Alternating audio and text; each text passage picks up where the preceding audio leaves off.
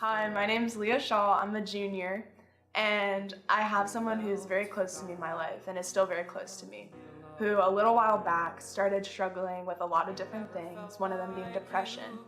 And this person didn't go to school for over a week. They said that they just didn't feel good. They had a headache, and didn't really tell anyone what was actually going on. And they stayed in their room for a week straight. Didn't leave besides to get food, and was just obviously in a really bad place. And this person actually texted a friend and told them everything that was going on, how he was having suicidal thoughts, and actually his plan and that he was going to kill himself.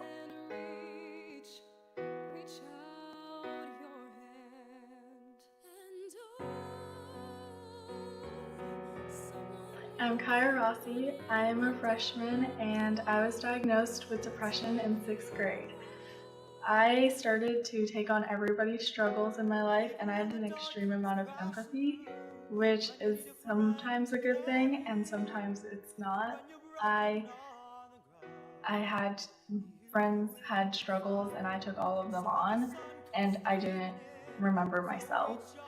And it is a genetic thing too. My mom has depression, so I have a higher chance of having it. So I was diagnosed and it was just a really hard time for me because I consistently for a long time was just so sad. It was just an overwhelming feeling that I had, and I wanted to get better, but at the same time I was so exhausted.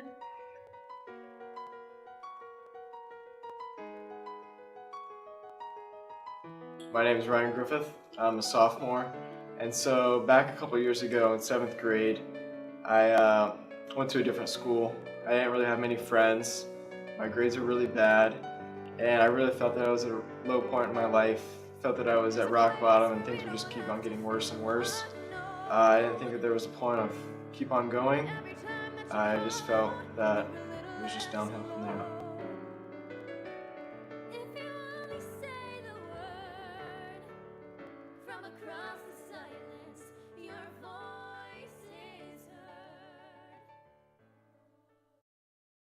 On that day, he used his power not to be hurt, not to be angry, but to be loving. And each and every one of us, every single day, have the same opportunity.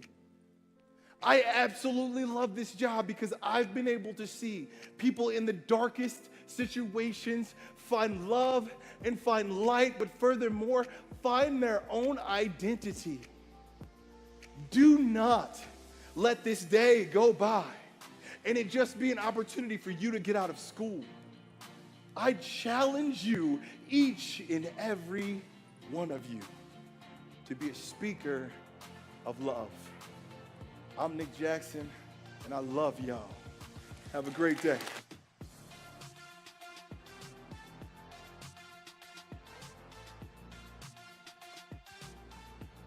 At the time, there was a kid I knew. I wasn't really good friends with him, but I knew who he was. He noticed that I was feeling really down, and he eventually told my parents about what was going on. And from there, my parents were able to get me the help I need and able to recover in who I am today. I eventually had to get up and I had to say something. My parents had realized a difference in how I was acting, so I brought it up to them and I went to the doctor and I got evaluated, I got diagnosed, and that was the first step of taking action, and that's where I am today because I talked about it and I brought it up to people and I was open about my struggles. I eventually started speaking for classes like the empowerment class and talking to girls that could probably relate to some of my struggles and how to help with them. I realized my coping strategies. I started focusing on the positive, and now I'm speaking a lot more about all of my issues and living with it and finding a balance. The friend actually said something and told a trusted adult everything that was going on, and this adult was able to get the person the help they needed. And if that person never would have said something, it could have ended up being a very different story. And that's why it is so important to say something if someone needs help. Sandy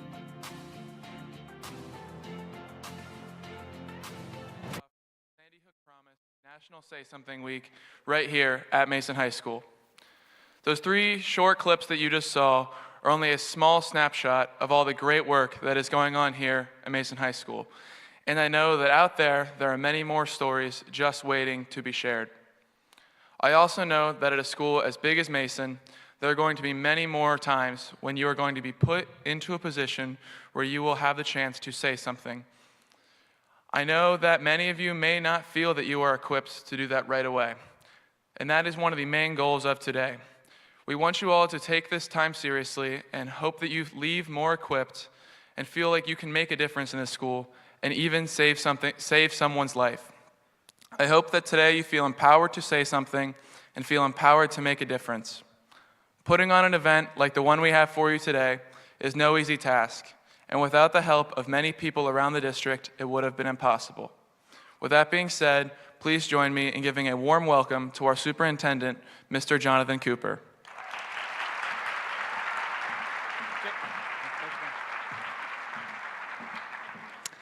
Thank you, Jake. Good morning. We're so happy to see everybody here today, and it's a great Monday morning. The sun is shining, and we have been through a big week as a community, and it is just great to see you all here this morning. We are here for a great opportunity to hear a speaker that travels across the country, speaking to students, to groups about the programs that they have to help our communities to understand what Say Something really means. And it is my great pleasure to introduce our first speaker today. Our first speaker, Nicole Hockley, is the founding manager and director of Sandy Hook Promise, where she leads and manages the organization's work, focusing on communication outreach efforts across the country. After the tragic death of her son, Dylan, one of the 21st grade students that were killed at Sandy Hook Elementary School, Nicole is now focused on bringing people together to have honest dialogue, searching for innovative solutions for safety, mental health, community building, gun safety around the country. To date, Nicole has led Sandy Hook Promise to educate over 2.5 million youth, teens, and adults across the country in the Know the Signs program. It is my great pleasure to introduce Nicole Hockley. Please give her a warm William Mason High School welcome.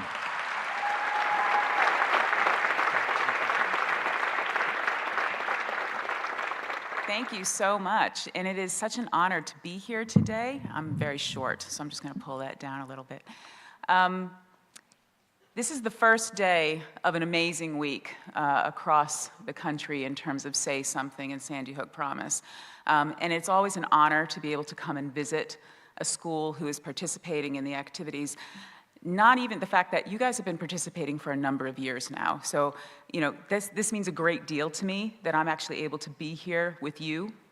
About 3,000 schools have registered to take part this week. And I'm super excited to be here at Mason High School for the kickoff event. So thank you for being part of this. As I understand it, I think this 9th graders in the room today mainly, is that right? Right. I love 9th graders because you're so enthusiastic. No, it's because my son Jake is also a 9th grader right now. And he knows a lot about Say Something because I talk about it a lot at home, of course, and the importance of looking out for each other, the importance of treating each other with kindness, compassion, love, and respect, and leaning in when someone needs a little help, because let's face it, we all need a little help sometimes, from making a bad decision, from something that is happening to us that we don't know how to handle, and maybe a friend can help us get the support and help that we need. It happens to everyone, and there's nothing to be ashamed of in that. And being a good friend, being a good person, and saying, I see you, and I think you need some help, and I'm going to help you get that help that you need, that's an important aspect of looking out for each other and being a good citizen and being a good person. So I'm so glad, before I introduce my friend LaShonda, who's going to take you through the presentation. I just wanted to talk a little bit more about Sandy Hook Promise and why I'm here in the first place. So I'm a mom to 2 sons. Jake, who, as I said, is in 9th grade at the moment, and he's 14, about to turn 15, and is starting to learn what life is all about in his own way. And my other son, Dylan, will forever be a 1st grader because he was killed in his classroom at Sandy Hook School a little over 6 years ago. Next week would have been his 13th birthday. So it's kind of a bittersweet time of year for me. But I wanted to introduce you to Dee, and wearing one of his favorite t-shirts that he used to wear all the time. He was 5 in this picture. His superhero, Superman t-shirt. And Dylan, part of the reason Say Something is so important to me is because the person who took his life needed help, displayed a lot of signs and signals of someone who was at risk of hurting themselves or hurting someone else, and no one said anything. There were no interventions made. So similar to the video that you saw, it could have been a very different story, a very different outcome if someone had said something, if someone had taken action to get this person help. I wouldn't be standing in front of you. And as much as I want to be here with you today, I wish I wasn't. And I'm sure you can understand what I mean by that. But it is such a pleasure to be here with you. And I have to admit, one of the best moments of this organization for me and the work that I do going around the country is when I'm in schools, when I'm looking out at students, because you're the ones who are going to make the difference. You're the ones who are going to look out for each other, who are going to say something, and who are going to change the outcome for people without even necessarily knowing it sometimes. You might not know what the outcome is going to be, but you know that you're helping someone, and that's important. Dylan needed a lot of help when he was growing up from 0 to 6 because he was autistic. So he needed a little bit extra help from Jake, who was kind of his wingman, older brother, but also within school and friends and neighbors. And Dylan was a very loving, compassionate little boy. He had trouble speaking and trouble communicating, but he communicated with love and hugs and cuddles. And as a child with autism, he had a repetitive movement that he did a lot whenever he was excited or happy or had too much energy and didn't know what to do with it. And he used to flap his arms. He used to flap up and down like crazy while jumping, and my husband and I used to joke that one of these days he was just going to take off and fly away. And I asked him once, I said, "Dee, why do you flap?" And I really was not expecting him to answer, but he did. And he said, "Because I'm a beautiful butterfly." And at his funeral, we spoke of butterflies and the theory that if one butterfly flaps its wings on one side of the world, it can cause or prevent a storm on the other side of the world. That it's not a big movement of the wings that creates the change. It's the small movement. It's the small movement of many wings flapping that can create significant changes elsewhere. Those small changes, saying something, treating each other with compassion and kindness, they can have big impacts. So when I'm out at schools now, and I'm looking out at all of you, and I know you're the comets, and you're very proud of what you are within this high school, but honestly, when I look at you, all I see is butterflies, because I know that you're going to create the change that's going to help someone else and create a safer future, simply by saying something. So I'm going to hand over to my friend LaShonda now, and thank you so much for your time and energy and for the honor of allowing me to be here with you today. Thank you.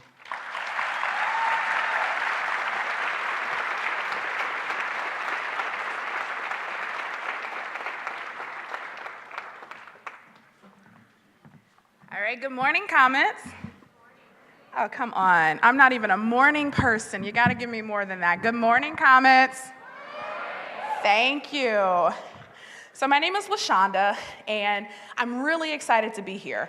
I travel the country delivering this message teaching people to say something, but I'm super excited today because I'm home. So I actually live 15 minutes away from here, and my office is actually 5 minutes away from here. So literally, I'm excited to be here. Sandy Hook Promise, I've been a part of the organization since 2015. It's very important to me. One reason is because I have children. I have a 9-year-old son who's in the 3rd grade, and I have twin daughters who are 2. And this is a message that I make sure my children know. And it's so important that I, like I said, travel across the country so that other children, other young people understand the importance of saying something. But it's also very important to me for another reason. I am a mental health and trauma therapist, and I work with teenagers and adults. And I can say at this point, every single client that's ever walked into my office, we've been able to trace some of the roots to the problems they're having in their lives, to experiences they had when they were children. And to think of the many people who come into my office and I get to spend time with them to help them repair some of the wounds they've had through childhood, man, had someone been equipped to say something in so many of their lives, they wouldn't have to spend as much time with me as they do. So not only is it important for you here in your school, but these are things that you can take with you throughout the rest of your life to be able to help people. So when Jake gave his awesome introduction this morning, he noted, you may not feel equipped, and that's okay, because my goal in the time I get to spend with you is to help you feel equipped and confident to be able to say something. I'm going to give you steps in order to do that. So before I go directly into the steps, we're going to start by watching a video. So after the video is played, I'll be back.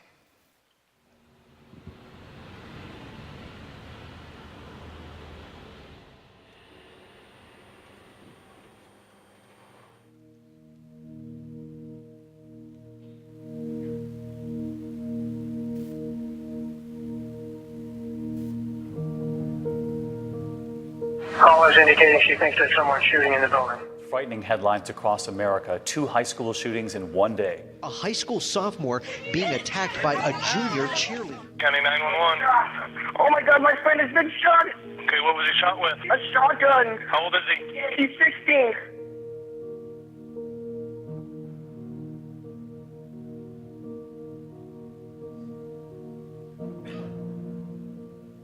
A funeral is being held this morning in Florida for Rebecca Sedgwick. The 6th grader committed suicide last week. Authorities say she suffered nearly a year of cyberbullying. They say he attacked another 14-year-old on Thursday as he was walking home from school. A high school football favorite opens fire in a cafeteria, killing one and injuring others.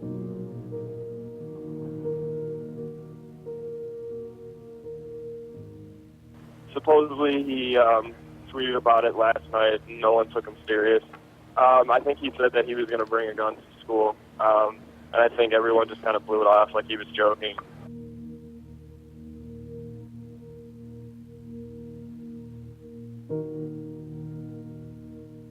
Minutes before firing his gun into a crowded cafeteria, he sent family members a text message. The latest crime involves Apex High, where a student is accused of tweeting a threat to shoot up the school.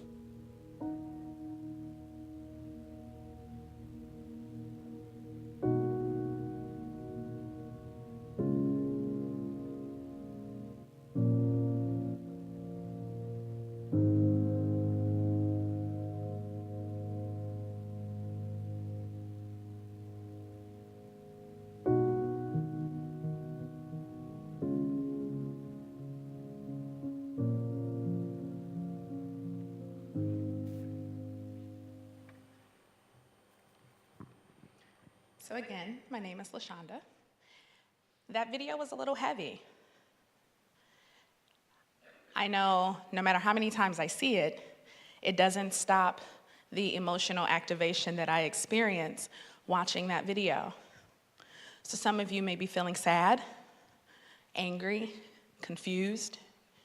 Whatever emotion and experiences that you're having right now, they're very real and they're very valid.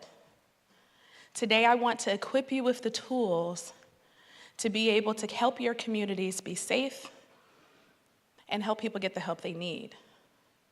So after incidents like the ones we saw in the video, oftentimes there are people who say things like, I knew that was gonna happen. Did you see that? Did you see that Snapchat they sent? They were all over social media. So we think, my goodness, people are seeing it, people are hearing it, but they're not saying something. What makes it difficult for people to say something? I think there are tons of reasons why. My goal by the end of this presentation is to hopefully help you feel empowered to push past some of those reasons why you may typically not say something, or maybe why you have seen something in the past and haven't said something, and feel empowered to say something. The goal of today is to help you prevent violence, suicides, and threats within your community. So yes, we're in the Mason City School community, but when you all leave, you go to your home community. You have family members who may live outside of Mason, and that's another community. Perhaps you participate in a faith-based organization, and that's yet another community. Community is wherever you are, and the things you're going to learn today are things you can take with you to all of your communities. I'm going to teach you this message in 3 steps. So the first step is to look for warning signs, signals, and threats. The second step is to act immediately and take it seriously.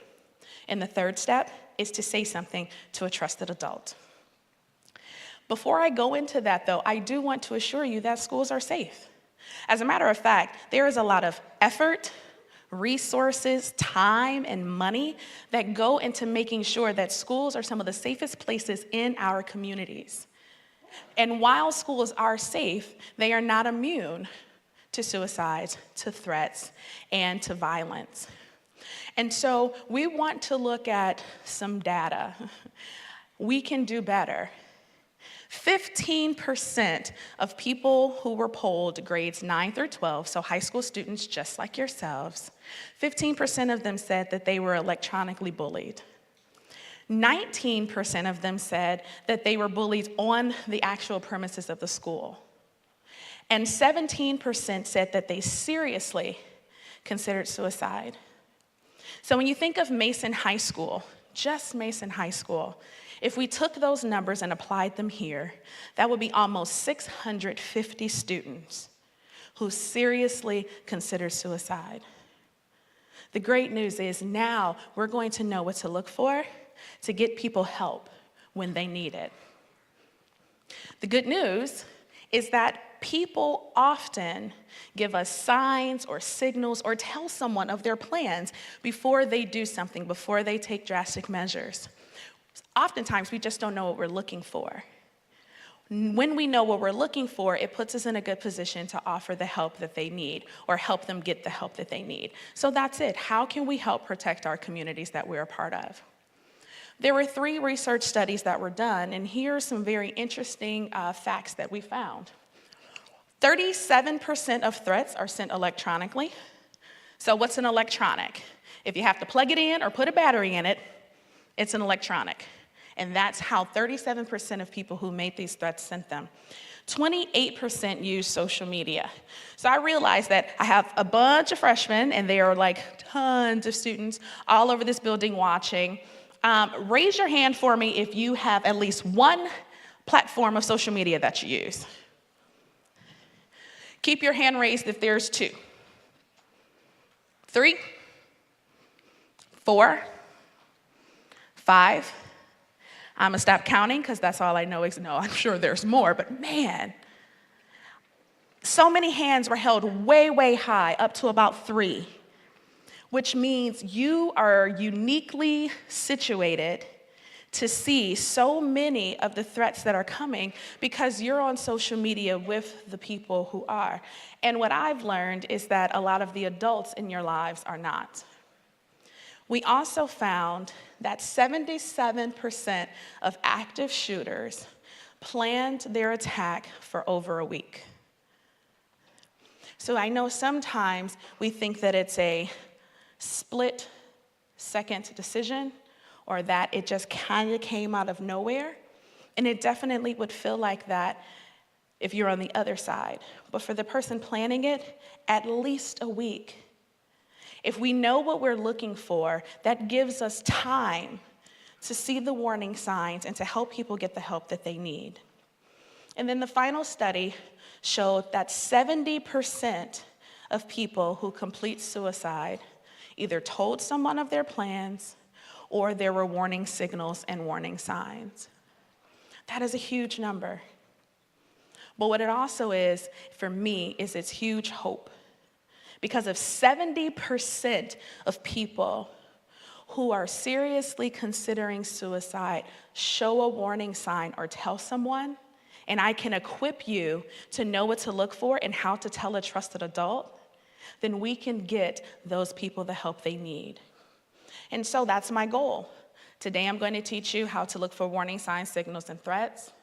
I'm going to help you understand the importance of acting immediately and taking it seriously. And then I'm going to walk you through what it's like to tell a trusted adult. And the aim is that if I do those three things, then you all will be in a unique position to keep your schools and communities safe, reduce violence, threats, and the consequences that come with them, and just create a safer, healthier community, okay? So, are you all willing to go on this journey with me? A little bit louder. Are you willing? Yes! They don't let you yell in school that much. I'm giving you such a great opportunity, guys. All right, so here we go. Step number 1, look for warning signs, signals, and threats. It's hard to tell you to look for something if you don't know what they are. So I'm going to tell you what each of these things are. So a warning sign is a thought, feeling, or behavior that shows that a person has a significant change and that they might need help. Okay? So key, significant changes indicating that they may need help. Some examples of this may be if they're withdrawing from others. Perhaps you know someone who used to be part of the crowd and they were outgoing and engaging and they did a lot of things, but then you notice that not so much anymore. Perhaps they're withdrawing. They don't feel a part of the community as much. They're not participating. They're isolating. Maybe they have a fear of doing some of the things they used to do before. They don't want to ride the bus, or they don't want to walk the same way home, or they don't want to go to the games like they used to. That is a significant change. Sometimes they have had something done to them and they really just don't want to forgive and forget that. And so they're holding grudges. And maybe that's not like them. So we're saying, can we keep our eyes open and look for the significant changes that may be happening to people around us? What I loved in the videos before of the student testimonies is the young man said, I wasn't really good friends with this kid, but I knew who he was. Sometimes we think that it's only our best friend or the person that we spend a lot of time with that we can help. But if we open our eyes and actually look for these things, we'll realize that this school is huge. You may not even know that person's name, but you see them all the time and you may be able to recognize when there's a significant change. So that's a warning sign. Now let's talk about warning signals. When we're talking about warning signals, we're looking specifically for actions or gestures, right? So when I think about a warning signal, I think about a traffic signal. A traffic signal tells me when I can walk, and it tells me when I should stop. It's pretty active, right? So when we're looking at warning signals, we're looking at what are people doing that may indicate that something may be wrong or they may need some help. If a person starts to give away a lot of their possessions, that may be a warning signal that maybe something is going on and they could use a little help. Sometimes there are drastic changes in their personalities and how they look. Maybe they start bragging about having access to guns or weapons, or they start telling people that they should stay away from certain places at certain times. These are things that we want to be aware of. And if we know what we're looking for, we can help get them the help that they need. So we've talked about warning signs, we've talked about warning signals. Now let's talk about what is a threat. A threat is any communication. It can be written, it can be verbal, it can be nonverbal, it can be signs, it can be whatever that is that lets you know that someone intends to hurt themselves or hurt someone else. The thing about threats is they can be overt, like right in your face. I am going to do this to this person at this time. But sometimes they're not that overt, and we have to read between the lines. A person may say, "You'd be better off without me anyway." Well, while that person didn't explicitly say, "I'm going to hurt myself," they were indicating that if you're better off without me, why do I need to be here? So I am asking you all to not just necessarily listen and look for the direct, overt things that someone is saying, this is what I'm going to do and this is when I'm going to do it, but that we genuinely listen to people, what they're saying, and notice if they are threatening themselves or others and may need the help that we can help them get the help that they need. Okay, so you know what a warning sign, a warning signal, and a threat is, but where do you find them?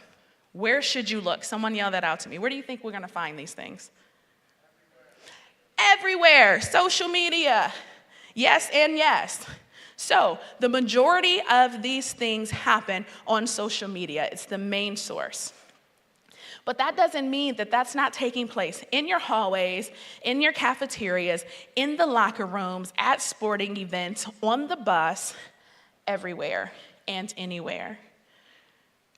So I'll see if you can track with me with this. I think a lot of adults will. However, if your parents or you have ever gotten a car new to you, you've never had this car before, and then all of a sudden, everywhere you look, you see this car. Does that ever happen to anybody? Right? You start driving a white Honda, and next thing you know, there are white Hondas everywhere. Here's the reality.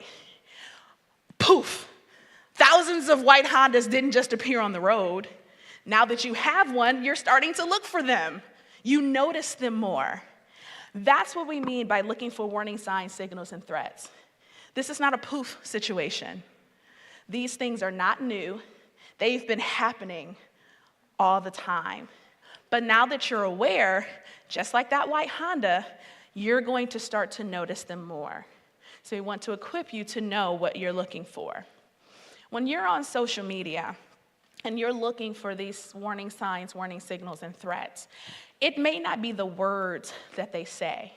It could be the videos that they're reposting. It can be the pictures that they're posting. It could be what they're choosing to like. And so we're just keeping our eyes open that anywhere people could be giving us warning signs, warning signals, and they could be threatening, and we're just unaware of what we're looking for. But now we know what we're looking for. These are actual screenshots of social media posts that we provided for you here today. Now this one down here at the bottom says, Valencia High School has been nominated to be shot up first. Oftentimes as presenters, we point that one out because it's the biggest and it's the easiest to read. But ever since a few years ago, this one has become especially close to me because when I was in LA, we were training new presenters. So people who are going to do what I'm doing for you today, we were training them out in Los Angeles, California. And one of the promised presenters who was being trained was actually a counselor at Valencia High School when that threat was made. Listening to her story completely changed the perspective I had. I always thought it was very important and very significant. But there is something very different that changes when you can engage one-on-one with a person who has experienced such terrifying things in their lives, right? So these are real, and this is some of what they look like. So now we know what we're looking for. Warning signs, warning signals, and threats. But I want to take a pause, and I want to highlight, I'm talking a lot about violence, talking a lot about suicide, but this program and saying something is not just for those things. You all live in a world that is difficult, a lot. And there are a lot of things that you face on a daily basis. You may know someone, or you yourself may be struggling with substance use, bullying, relationship violence, eating disorders, abuse within your homes or in your families. These are skills and tools that you can utilize no matter what a person is going through. To look for those warning signs and signals, listen and watch to see if someone is making a threat. And then we're going to move on to tell you what to do with that information, which is to act immediately and take it seriously. So the real question is, if I see a warning sign, signal, or threat, when should I do something about it? And that answer is as soon as you hear it, as soon as you see it, as soon as you read it. We've been gifted oftentimes time by the fact that people are giving us these warning signs and these signals. And so we want to make sure that we're doing something with it immediately. But I don't want to minimize the fact that there are a lot of barriers between seeing the information or hearing it and actually doing something with it. When we ask young people all across the country, what are some of the challenges? Why don't people act immediately or do something with that information? A lot of things come up. One, what if they try to hurt me? Right? So there is a legitimate concern that if I say something, I may be putting myself in harm's way. Other people may say, I mean, seriously, they didn't mean it. Who does that? They're just trying to get attention. I hear that a lot. I want to provide another perspective, particularly for the attention piece. I'm not going to disagree with you. I'm going to say that oftentimes people are doing it for attention. The question really is, what are they drawing attention to? And more often than not, they are drawing attention to their pain. So sometimes when we see someone and we call it attention seeking, we think that the proper way to deal with it is to ignore it. But honestly, it's a smoke signal. They're saying, see me because I hurt. And when we ignore it, it just hurts more. And so these warning signs and these signals and telling people and these attempts to get attention aren't to become popular, but are drawing that attention to the pain that they're experiencing. And so yes, it's hard because maybe you think you'll be put in harm's way, or you're thinking, what if they didn't want it? If they wanted help, they would ask for help. Or what if my friends think I'm crazy? All of those things are very real. I also won't be the adult in your life who says, get over it. Who cares what people think about you? You care what people think about you. I care what people think about me because we're social creatures. We were created that way.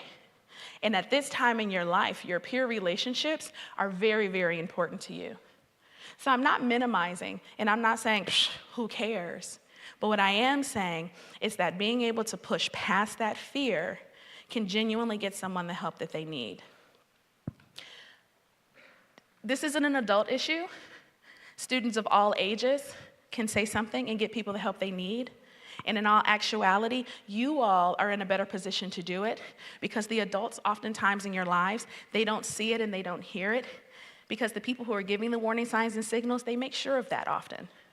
But you can see it. And so age doesn't matter. I know I'm talking to freshmen. You're as equally equipped as the sophomores, the juniors, and the seniors that are in your school. Your trusted adult, we're going to talk about who that might be, but your trusted adult can assess the seriousness of that threat. We're not asking you to be detectives. We're simply asking you to see a warning sign, signal, or threat and tell your trusted adult. Essentially, we're asking you to be an upstander and not a bystander. An upstander is someone who is going to stand up in their community and be guardians of that community. A bystander is just someone who lets things happen, and they stand by while it does. And while it seems like that's the safer thing to do, when you're a victim of some of the results of some of that bystanding, it's not fun. And so we definitely want to be upstanders. But I also want to highlight that people often say, if I say something, I'm going to be labeled a snitch or a rat or a traitor. So I want to talk a little bit about the difference between saying something and telling on someone. So do me a favor and raise your hand if you have a younger sibling. Okay? Do me a favor and raise your hand if you are a younger sibling. Okay. So by the show of hands, I think there are going to be a number of people who are familiar with this sound. I'm going to make this sound, and I'm going to ask you all to repeat it back. Y'all okay with that? All right, you ready? Ooh.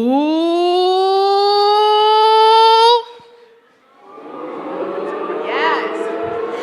And that sound is frequently followed by something that sounds like, you gonna get in trouble. Oh, I can't wait to tell mama. You gonna get in trouble. Oh, it's just enthusiastic. Oh, and you gotta kneel with it, right? Okay? That, my friends, is telling on someone, okay? That is, I can't wait to tell something about you because I'm probably gonna get something in return. At the very least, I get to see you get in trouble, right? That's telling on someone. Saying something is getting someone the help they need when they need it. That benefits them, that benefits the community as a whole, right? So we're not talking about telling on someone, but we are saying when you say something, you can get people the help that they need. When you act, you can save someone's life. Imagine having a loved one. Many of us have loved ones that don't go to school with us or live in the same community that we do. They may live in a whole different state. And imagine that your loved one was having a difficult time, right? You don't get to see the warning signs and the signals because you're too far away. And they're really good at putting on a smile when you FaceTime, right? But then they go to school with 3,800 students who see them every day, and they see the warning signs, and they see the warning signals, but they don't say anything. And then, man, something tragic happens. And after that happens, and you are distraught, rightly so, you're far away, and then you hear people, one of those 3,800 students who went to school with your loved one saying things like, man, I knew that was gonna happen. Did you see that? I mean, she did do that thing before. Did you see him? He said that. Whew. I would imagine that would be very difficult for you because one of the first things you would want to say is, why didn't you say something? You have that opportunity. You are in community with someone's loved one, someone's cousin, someone's sibling, someone's best friend, someone's neighbor, and they don't have access to them the way that you do. But you get to see the warning signs and signals, and you get to say something. Now let's talk about who that trusted adult may be. I want to start by saying this trusted adult, we have tons of adults in our lives. And we have some adults that are good for various things. The trusted adult we're talking about is someone you can trust to help you get help for the person who needs it. But above all, I want to say, if you find yourself in an emergency situation, follow your school protocol, call 911, whatever that is, and then find your trusted adult who can help you, okay? So as I go through a list of potential trusted adults, I'm inviting every single one of you students to be thinking, who is my trusted adult, or who can my trusted adult be? So it could be your parent or your teacher, right? But if you're like, you're right, then that's okay. We have other options. Perhaps you have a school psychologist, right? That could be your trusted adult. Maybe you have a resource officer or police officers who help within the school community. That could be your trusted adult. If there is a religious leader in a faith organization that you attend, that could be your trusted adult. Perhaps the principal, or their school support staff, people who help maintain the building, people who serve food, people who are here to make sure that the day runs smoothly. That could be your trusted adult. Perhaps you have a coach or an instructor or some community-based mentor. That could be your trusted adult. Maybe there's a community organizer and a leader. That could be your trusted adult, right? So if you imagine yourself surrounded by adults, the key is, who can I trust to help get someone help when they need it? I'm hoping that everyone was able to identify at least one person that could be their trusted adult. My next invitation for you is to think, do I know how to contact this person? If it's someone at school and you're in school, that's fine, right? But if something happens and you're not in school, do I know an appropriate way to contact this person? If your answer to that is no, that's okay. Now that you've identified your trusted adult, you can begin to have conversations. I am trusting you to be my trusted adult. If something happens, what's an okay way for me to get in touch with you? What if it's in the evening? What if it's on the weekend? And have that discussion. Now that we've identified our trusted adult and we are ready to have the conversations about how do I get in touch with you, now we're going to talk about what that conversation could look like. I want to encourage you that if you are gathering information, so maybe you saw something online, taking a screenshot of things that you see online in case they take them down can be helpful. Saving emails or text messages. Perhaps you're walking down the hallway and you hear something. Writing it down as soon as possible so that you can remember exactly what was said. So you're going to take that information that you have, you're going to approach your trusted adult, and the conversation is going to go a little something like this. Hello, trusted adult. Hey, I really have to talk to you. See, that's important. Because if your trusted adult is someone you talk to every day, you don't really just want to walk up to them casually as if you're just going to talk about, what happened this weekend or your sporting team, right? But you want to say, I have to talk to you. I must talk to you. I'm concerned about this person. And here are all of the things why I'm concerned. This is what I saw on social media. They sent me this text, and they've been saying things that are really giving me reasons to be a little concerned. And perhaps the most important part of the conversation is number 3. And I need your help now to help them get help. You can help that trusted adult find out where their location is. You can help that trusted adult figure out their parents' information or where they live, whatever vital information they need to be able to get that person help. And then the trusted adult will take it from there. This conversation is very pivotal because oftentimes, if we aren't the ones that say something, no one will. And so our trusted adult will be there, and we are entrusting this person to get that person the help that they need. Okay? So I've talked to you about what Say Something is. I've told you how it works. Most importantly, I want to tell you why. Why am I talking to a bunch of students instead of having this conversation with administrators and teachers and the adults who work in the school? Well, the reason really is simple. You are the eyes and the ears of the school. You have access to your peers that adults do not have. You go places that they don't go, and that's going to be very important. You see and hear things that no one else does, and that's my intention sometimes. But just because they're making sure the adults don't see it doesn't mean they're not crying out for help, and you're the ones to see that. You can reduce violence. You can help reduce suicide and threats. And I would give you a whole list of compelling stories that we've heard, but I don't have to, because this assembly started with your peers giving you the very examples of why saying something is important. I want to personally thank the students who gave their testimonies and their bravery for sharing that story with you, their stories with you. But that just illustrates that it's not people who are somewhere across the country who you don't know, and you're like, maybe.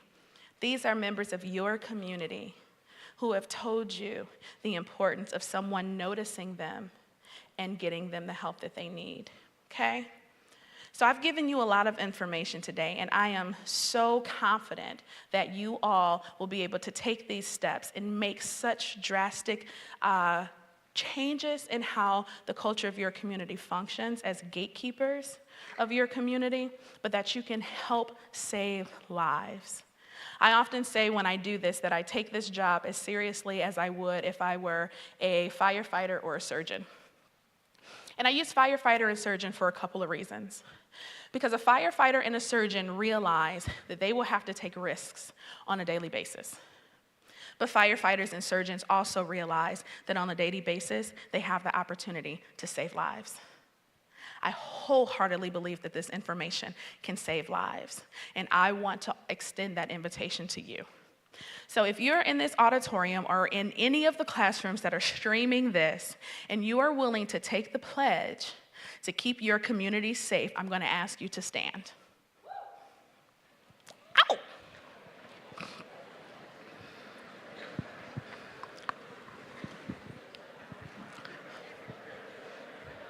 All right, if you're willing to take that pledge, I'm going to ask you to repeat after me. I promise to look for warning signs, signals, and threats. I promise to act immediately and take it seriously. I promise to say something to a trusted adult. Comments, give yourselves a hand.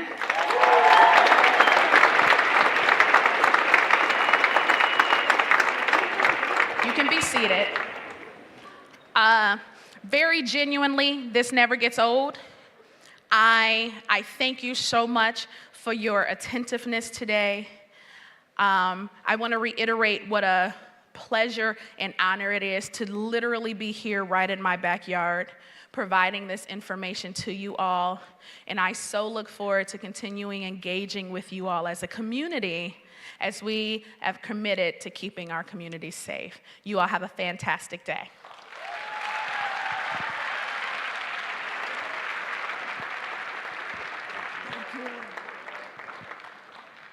Good morning. I'm Mr. Schlager, school psychologist. Thank you. I just wanted to thank Sandy Hook Promise one more time for taking the time, energy, and message to come here to our school. It means a lot to us. Thank you. A round of applause for them.